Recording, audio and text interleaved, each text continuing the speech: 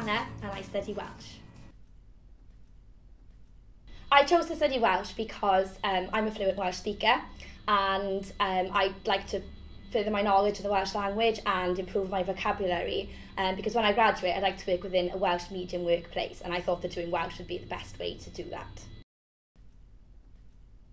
My favourite thing about the course is the variety of things we get to do within lectures, between lectures, practical sessions, work experience placements, which give us a variety of skills which, when we go out to the workplace, make us ideal candidates for different jobs.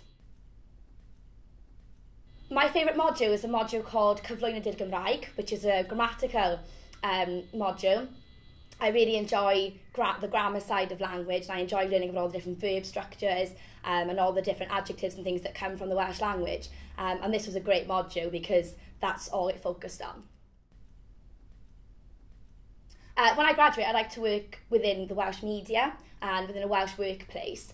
And Welsh, we have work experience placements where I can go out to the media world and get an experience of what it's like to work within that industry. And Welsh also gives me the skills available and to make me the best person I can be within the media world.